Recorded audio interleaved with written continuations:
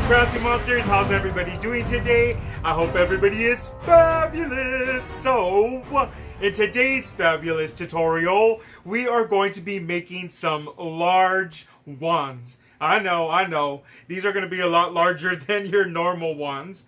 We're going to be making these little bad boys right here. Let me take these out. We are using our little zombie llama stamp that we purchased at Z Michaels. I've been wanting this stamp so much and I finally found it. And so here it is, my little crafty monsters. How cute is this little one, right? We put some little bells at the end. There's a little bell right here, and then there's another tiny little itty bitty one right here. Oh my god, get over here. This little tiny one right here. And you don't have to worry about your little straw bending or anything like that because we reinforced it with a little wooden dowel in the middle. We're going to show you guys how we did that. So this is the little bad boy that we are making today. It's like a little Pastelloween. I told you we were doing some Pastelloween because we are making these little goodies for a giveaway we're going to be announcing later on. But this is the little bad boy we're going to be making. And this one. Whoa. Calm down there, sir. Calm down. He didn't want to come out of his bag. So these are the two that we are making. This little mummy llama and the little zombie one. How freaking cute are these, right? No? Okay. So, let's not waste any more time, my little crafty monsters, because I know you guys want to get down and dirty and make these little boo-boos. So, let's get down and dirty, and I'll see you in a bit. Alrighty then, my little crafty monsters. Let's get down and dirty and make these little bad boys. So these are some decorative straws that we will be using, and I don't have any pastel colors, so we will be using some black and white ones because throwing a little bit black and white in this pastel Halloween wand would kind of look a little cute. So all we're going to do now is just pick all of our construction paper of whatever colors we're going to use. I'm going to use 4 colors. I'm going to use some pastel colors, and I'm trying to figure out how big I want these wands to be. I want them to be bigger than normal. So we're going to go ahead and cut these to 3.5 by the length of the paper. So it's 3.5 by 8.5. And we're going to go ahead and use 1 color of each. So it's going to be 4 panels. We're going to use 1 color of each for each wand. And we're going to be making 2 of them. So cut 2 colors of each. Then we're going to go ahead and pick our fabulous DSP paper that we want to have in the front. And I want to keep it kind of cute, so I'm going to go ahead and leave these little leaves in the front because don't llamas eat leaves? Aren't they vegetarians? I think they are. I'm not really 100% sure. But anyway, so we're going to put these little pastel leaves in the very back of the little llama. We're going to do several layers, and it's going to look really cute. So you guys will see. Now, making rosette wands, there is no rule about that, so you guys could layer as many as you want. You guys can make them as big, as small as you want. The possibilities are endless, my little crafty monsters. And so I have no idea why he always does that accent, guys. I have no idea. Just ignore him. He'll go away. And so right here, we're just going to go ahead and get our little zombie and mummy stamp, and we're going to go ahead and stamp those on some multimedia paper. And this is because we're going to, oh my god, I can't even talk. This is because we are going to go ahead and color these little bad boys with our Tombow watercolor markers. And so right here, I'm just going to go ahead and use some VersaFine black ink, and I'm going to go ahead and stamp these little bad boys with my Stamp Perfect. The reason why I'm using this is in case some of those lines don't come out good, I could always go ahead and re-stamp it and not worry about double lines or anything like that. So right here, we're going to go ahead and just make sure that everything is stamped. And once everything is stamped, we're going to go ahead and just color these little bad boys. And then we are going to, oh my god, I need to stop saying gonna. I really have been trying my hardest to stop saying that. So we are going to fussy cut these little bad boys because there is no coordinating dies for these, or at least I didn't find any.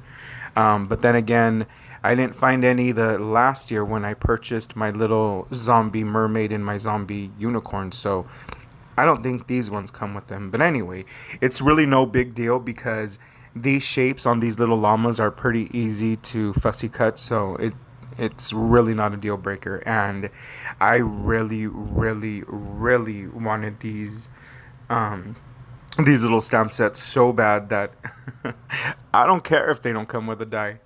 Anywho, so we're gonna go ahead and just color it, and I am using pastel colors.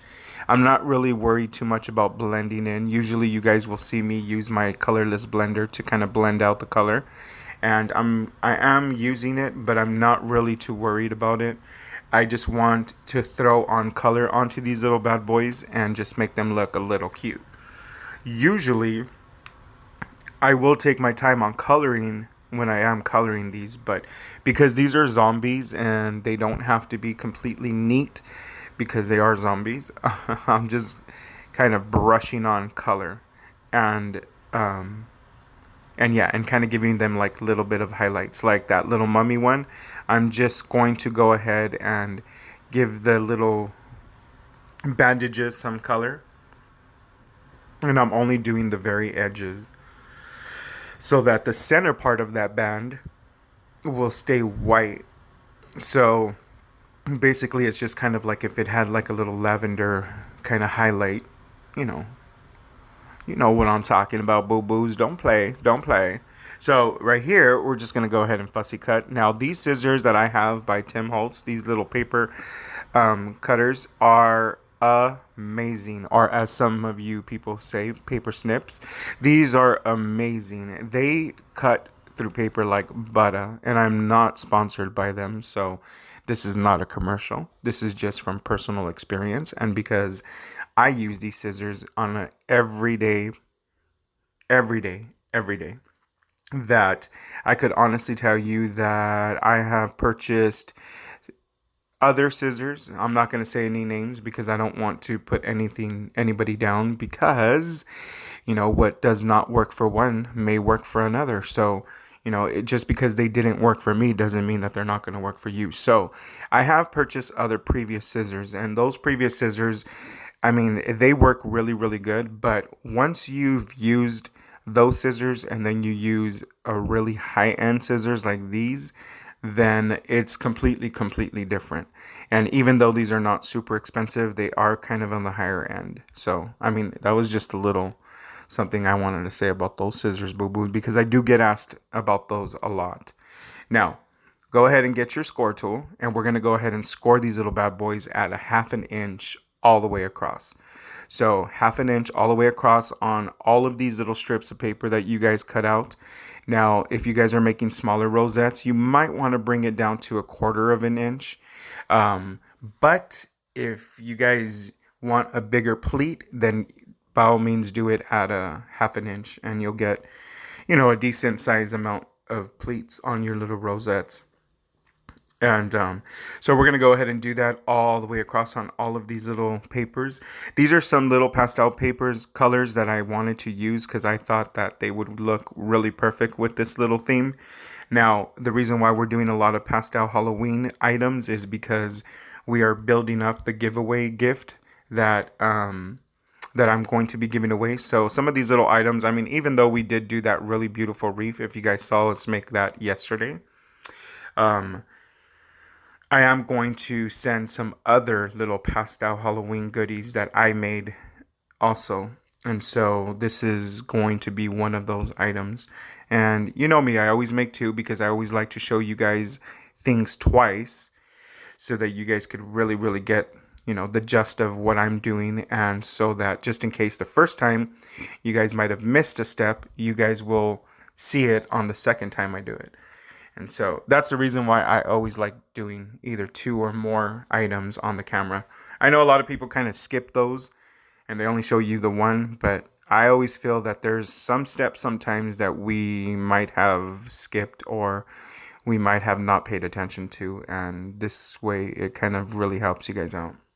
So Now we're going to go ahead and accordion style fold these little bad boys, and then we're going to just press them down with our bone folder. Once you have all of these little bad boys done, we're going to go ahead and just glue them. They kind of are easy to glue. One of the slits of paper goes into the other slit, and this is the way I glue them. These big ones, I'm just going to go ahead and glue them. I'm going to show you guys two different ways on how you could put these little rosettes together. So, for the most part, this one we're just going to use glue.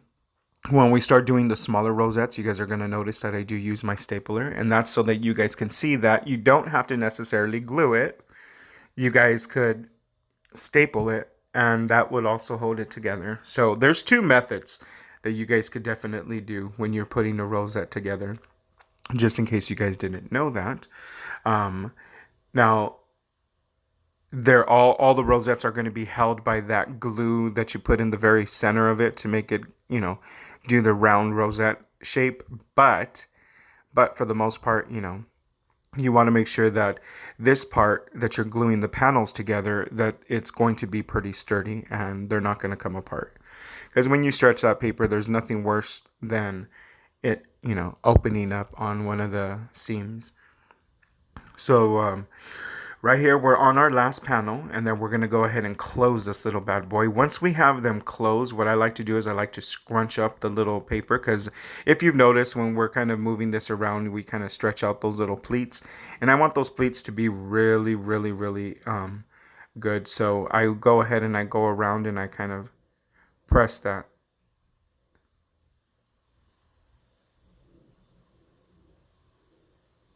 So now that we have these glued, so right here, we're putting two of the panels that we glued, and then we're going to go ahead and staple it from the inside. And that basically just holds that little panel together. And this is another method that you guys could do. Now, you don't have to use the glue. I'm actually just using the glue here because I want to make sure that it's pretty secure.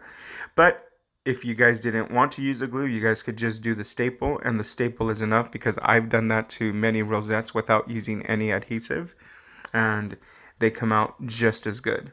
So that's two methods that you guys could go ahead and put your rosettes together, either glue or with a staple, or maybe with both, and that'll secure your little rosettes. Once we are completely done with these little bad boys, what we are going to do is we're going to go ahead and put these little bad boys together as rosettes. And we will need one of our little silicone mats. Those silicone mats are amazing. I mean, honestly, to tell you the truth, they're amazing. And we're going to get some nesting circle dies, and we're going to go ahead and cut out the back base of this rosette.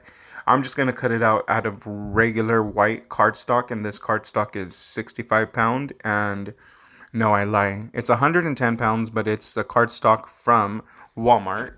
It's like in a yellow package. I don't remember what the actual brand is called, but they're considered to be the 110 pounds, but they're not as thick as the 110 pound of Recollections. They're a little bit thinner, so it works just as good.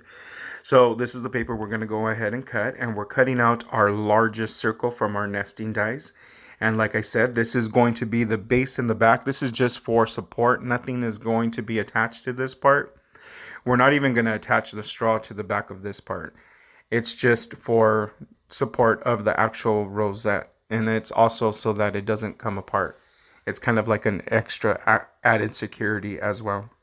And so right here, we're going to go ahead and use our little rubber mat that I told you guys, our silicone mat. And we're going to place a little dollop of glue in the center, and then we're going to close our rosette so that basically pushes up some of that hot glue in between that little hole, and that's going to seal the little hole part where all of that paper is touching, as well as it's going to make like a little flat surface in the very back.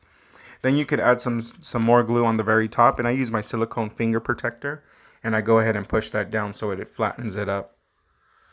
This is like the most easiest method on how I've always done my rosettes. I've been doing rosettes like this for years. There was a crafter, years ago, who I actually saw do this, and I was like, wow, that is so easy, because, Before, we used to get a little circle and we used to put glue on it, and then we used to close this little circle on top of it and try to center it, and that was a little bit difficult at times. So when we saw this method, we were like, yeah, this method is way better. Not to mention, we always use our silicone mats for anything that we do with hot glue or anything that we do with paints. These silicone mats always work perfect. These are the ones that you use for baking, so just go into your local oh my god, Jesse, you don't even know what you're saying, bakery shop. Or I think I've seen them at like Costco as well, and even Walmart will have these little silicone mats. Just go ahead and pick up one, and what I like to do is I like to cut them in smaller pieces so that I have several of them, because you don't need one whole huge mat. I mean, it's good to have one, a full size one, just in case you need a big project, but for the most part, I've noticed that I always tend to use the smaller pieces of these silicone mats, and they work just as good. And so now we're just going to go ahead and continue doing this. Now you have to wait a bit until that glue kind of, hardens and dries up a little bit. It doesn't take too long, but you will be sitting your pretty little butt down for a little bit, because these do take a little bit. And that silicone mat really helps them to kind of like harden a little bit faster, like for that glue to dry, because it kind of like flattens it out. So we're going to go ahead and do our last rosette. And then once we do this last rosette, the rest of it is super easy, guys, because then it's all really just putting these little bad boys together. And so we're just going to hold this little bad boy down for a little bit. Okay, he sucks at whistling. Don't do that, Jesse. So, I've never really been a whistler, honestly, to tell you the truth. My grandfather, however, oh my God, that man used to whistle all day long. Do you remember what he used to whistle, Jesse? No, but I remember him always whistling. He was a funny man. I love that man. So, now right here, what we're going to do is we're going to go ahead and look for a designed circle that we can go ahead and make a frame, because I do want a frame on the very edge of the last rosette that we have. Excuse me. And we will be using this glitter paper, because this glitter paper is white, and I think it is perfect because it will also give that extra shimmer to this rosette. Because if you've noticed, Jesse usually adds some sort of a glitter element to all of his projects, and this one does not have the glitter element yet, and this is where we're going to throw that in. And we're only doing a little frame. So the good part about it is that center circle that we just cut out, that one you could use it for a different project. So you're not really wasting any of this glitter paper. You know how Jesse is, super frugal with glitter paper.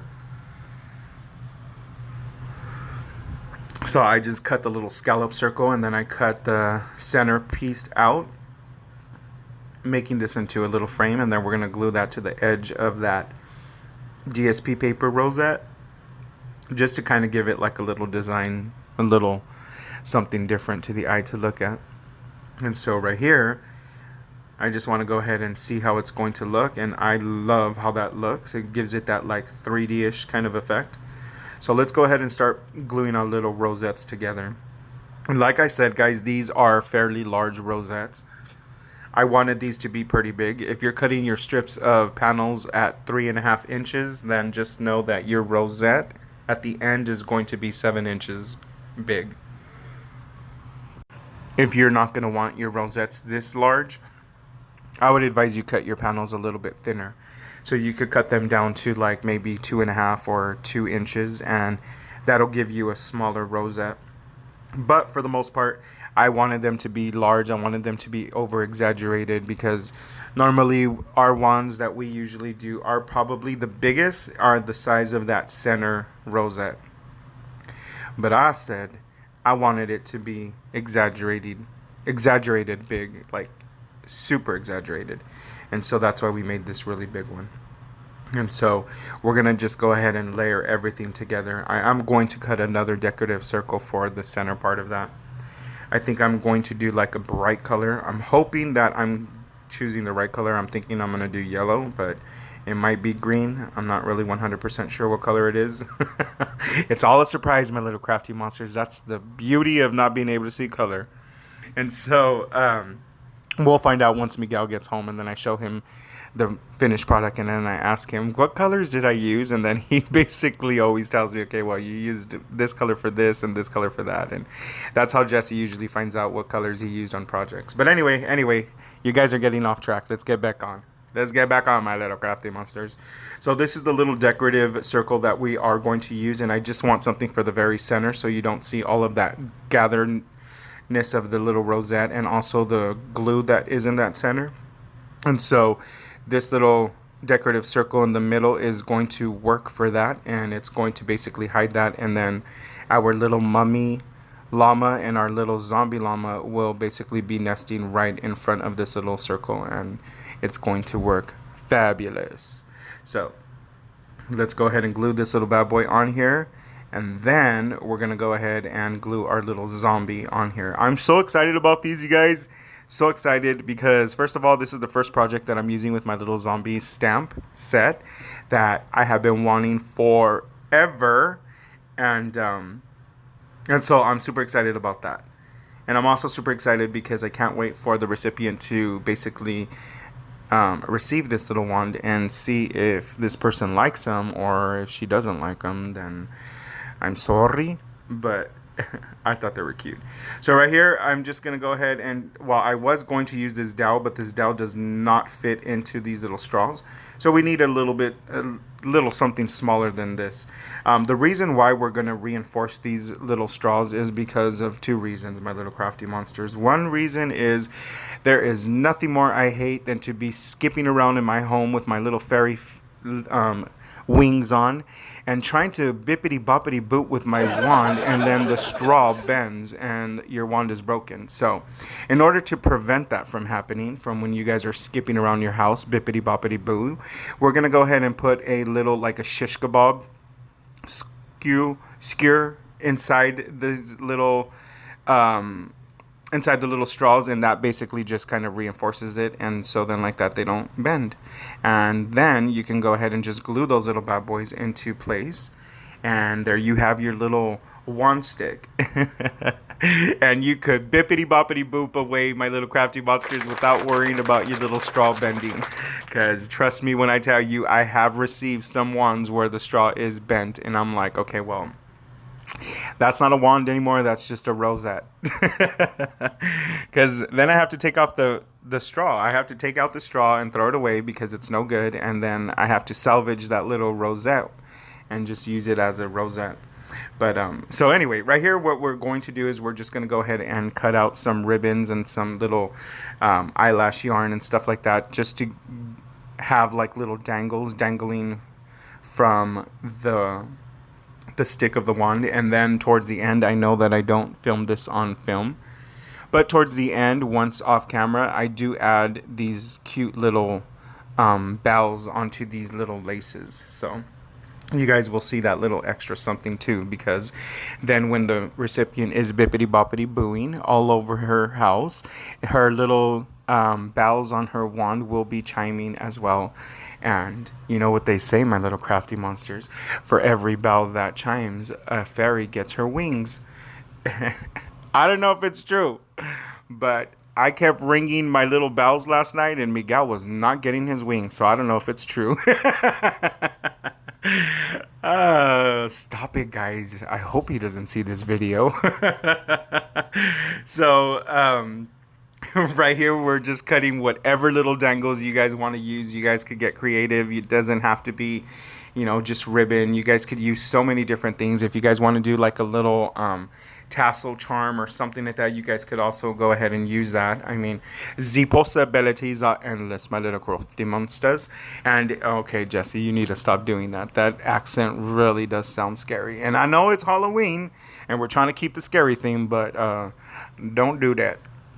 So right here, all I'm doing is I'm just going to go ahead and fold each little item, and then I'm going to put glue on the very end, and with my handy dandy tweezers, I'm going to shove that up, and hopefully whatever it touches with that glue, that's where it's getting held on.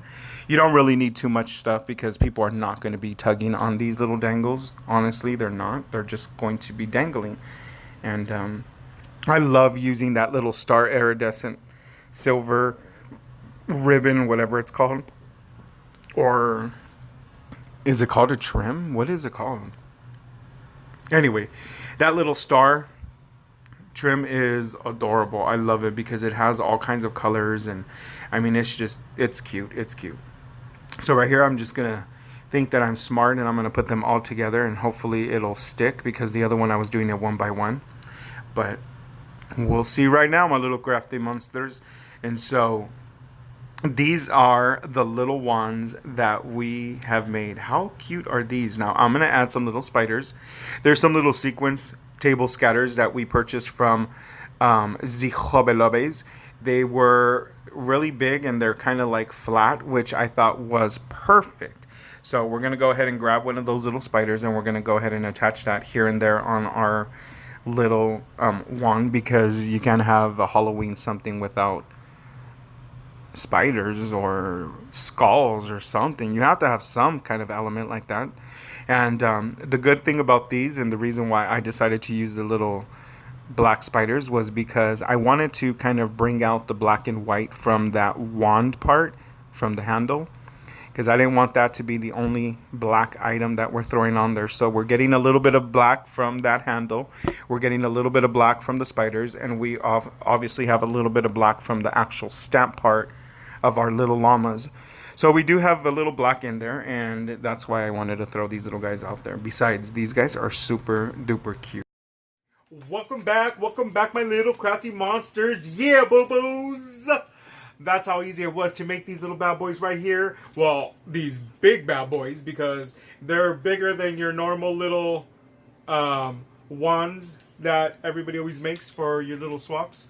I thought these were awesome. So they're 7 inches. It's a 7-inch little circle round wand. And in height, it is, you want me to tell you how tall it is, boo-boos? So, damn. I would say it's 12.5. 12.5 inches tall, and it's 7 inches. I would totally give this to like a birthday person, which I totally am. And the other one's going to be for the little giveaway.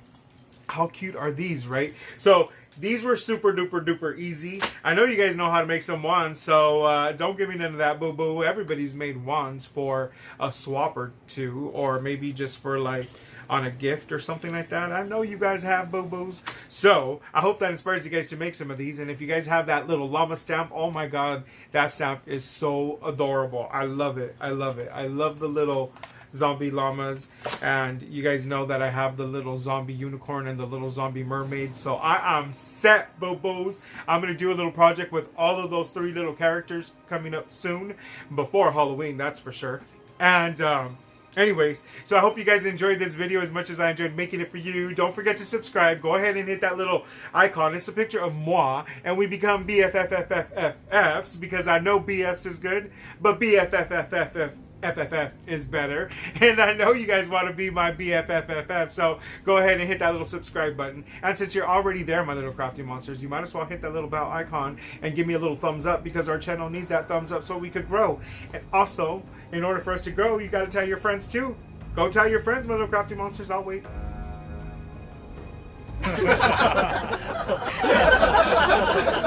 There? Okay, so go ahead and tell your little friends, and that's it for now, my little crafty monsters. Until next time, goodbye.